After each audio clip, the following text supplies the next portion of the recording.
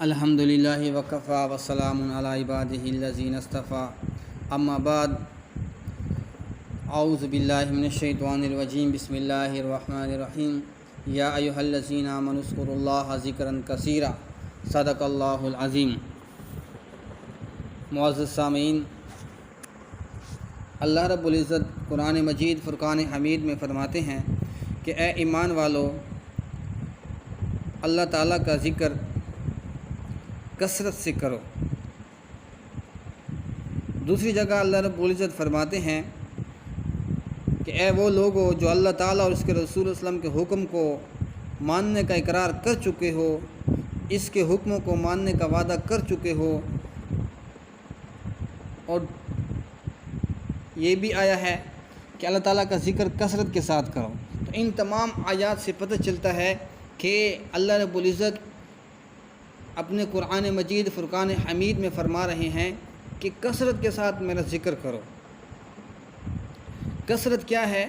قرآن مجید میں آتا ہے کہ الذین یذکرون اللہ قیاما وقعودا وعلی جنوبہم، یعنی جو اٹھتے بیٹھتے اور لیٹے ہوئے ہر حال میں اللہ کو یاد کرتے ہیں۔ کثرت سے یہ مراد ہے۔ آج ہماری کوتاہی یہ ہے کہ ہم ذکر تو کرتے ہیں مگر قلیل، تھوڑا ذکر کرتے ہیں۔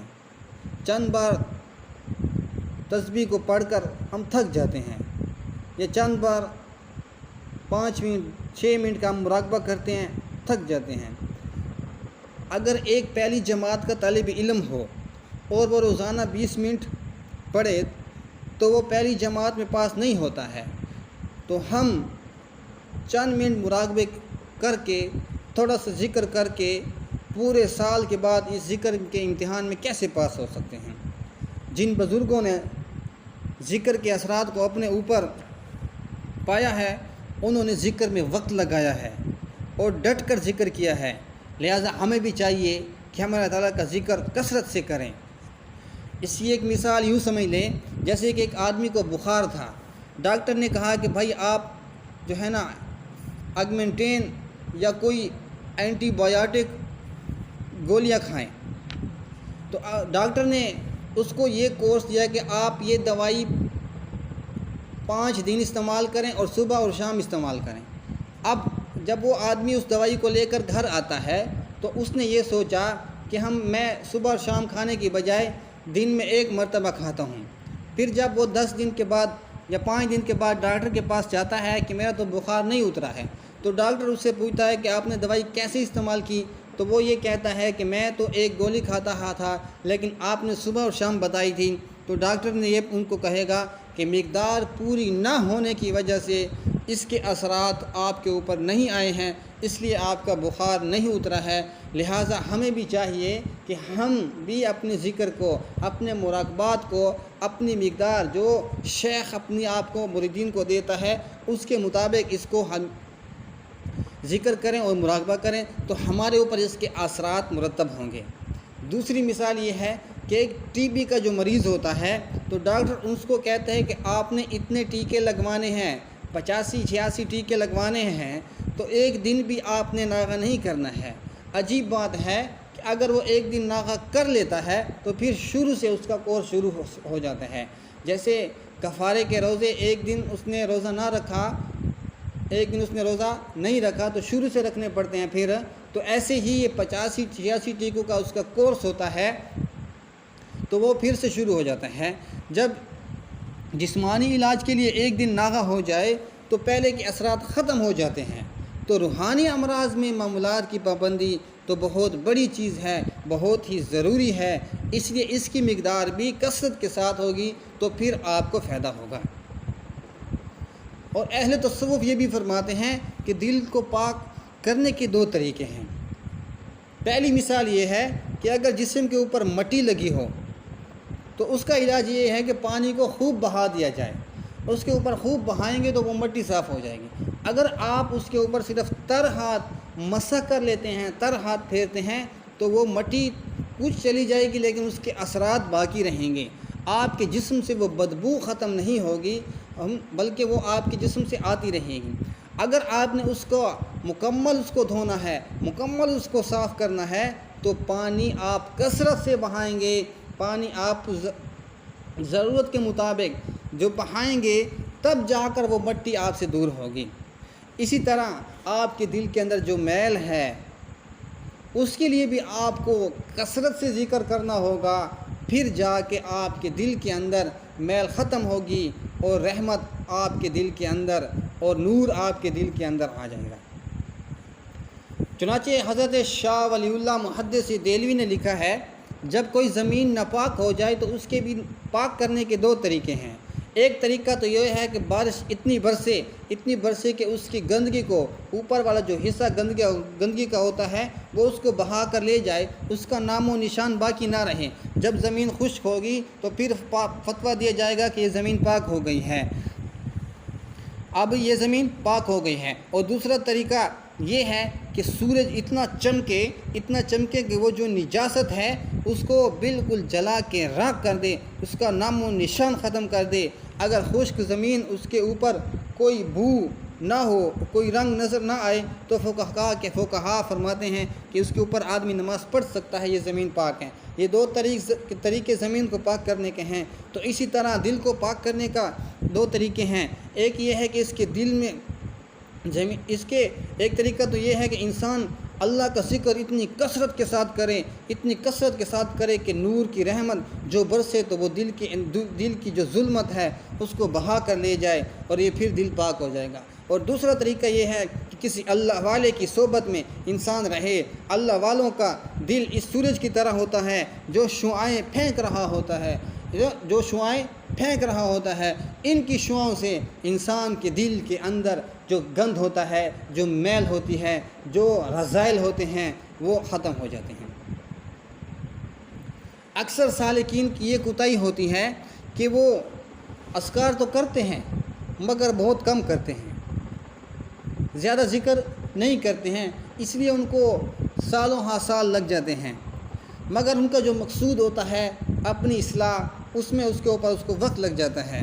اس لیے کہ حضرات جب مراقبات دیتے ہیں، تسبیحات دیتے ہیں، تو ہم اس کو ان کے کہنے کے مطابق نہیں کرتے ہیں، ان کی مقدار کبھی کم کر لیتے ہیں اور کبھی ہم سے ہوتے نہیں ہیں، تو پھر یہ ہماری کیا ہوتی ہے؟ کوتاہی ہوتی ہے۔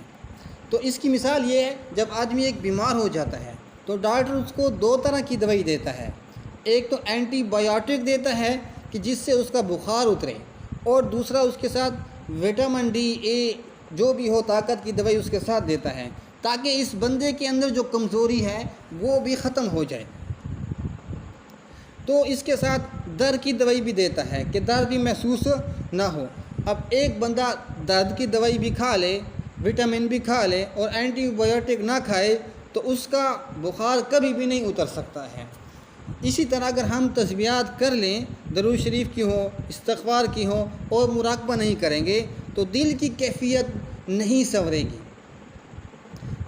ان تسبیحات سے یقیناً آپ کو ثواب تو ملے گا، درود شریف کے اوپر بھی ملے گا، استغفار کے اوپر بھی ملے گا، بڑے عظیم اعمال ہیں، لیکن ان کے وجہ سے دل کی صفائی کا تعلق جو ہے وہ ذکر کے ساتھ ہے۔ اس لیے نبی کریم صلی اللہ علیہ وسلم نے فرمایا ہے، ان لکل شیء سکالۃ وان سکالۃ القلوب ذکر اللہ۔ ہر چیز کے لیے کیا ہوتی ہے؟ ایک پالش ہوتی ہے، اور دلوں کی پالش کیا ہے؟ اللہ تعالیٰ کا ذکر ہے۔ جب انسان کثرت سے اللہ کا ذکر کرتا ہے، اس کا دل منور ہو جاتا ہے اور صاف ہو جاتا ہے۔ اس لیے ہمیں ذکر کثیر کرنے کی ضرورت ہے، تب جا کر ہمارے دل کے اندر جو ظلمت ہے، اندھیرا ہے، حسد ہے، جھوٹ، غیبت، کینہ، عجب، یہ جتنی بھی چیزیں ہیں، خود پسندی، یہ ساری جا کے ختم ہوگی جب ہم کثرت سے جا کر ذکر کریں گے۔ اگر کسی لوہے کو بھی اوپر زنگ زیادہ لگ جاتا ہے تو پھر اس کے اوپر ریگمال بھی زیادہ مارا جاتا ہے تاکہ اس کا زنگ جو ہے نا وہ ختم ہو جائے۔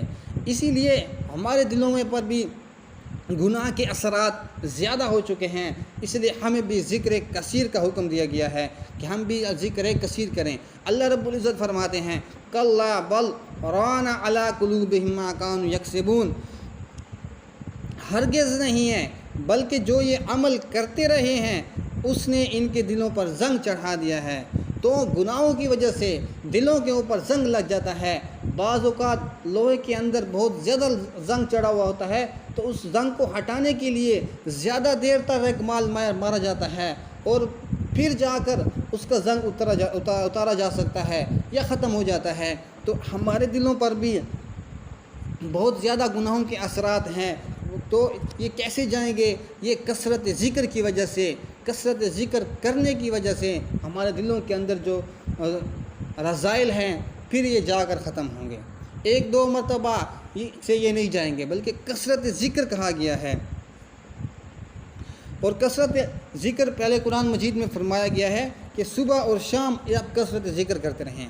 حضرت تھانوی رحمۃ اللہ علیہ نے ایک عجیب تمثیل لکھی ہے ملکہ بلقیس کے بارے میں۔ قرآن پاک میں آتا ہے کہ اس نے جب اپنے امراء سے مشورہ لیا کہ سلیمان علیہ السلام کا خط آیا ہے، تو اب میں اس کے جواب میں کیا کہوں؟ تو سب نے کہا ہے کہ آپ جو قدم اٹھائیں گے ہم آپ کے ساتھ ہیں۔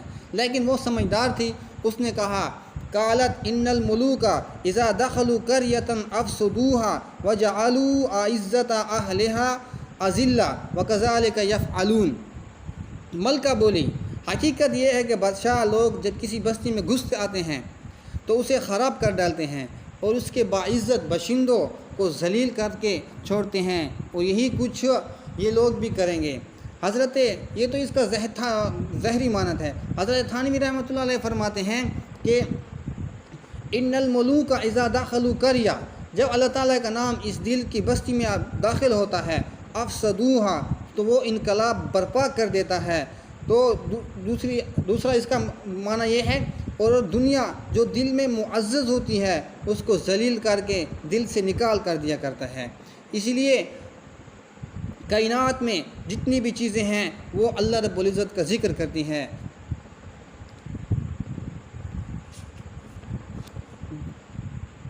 جو بھی کائنات کے اندر چیز پائی جاتی ہے وہ اللہ رب العزت کا ذکر کثرت سے کرنے والی ہوتی ہے۔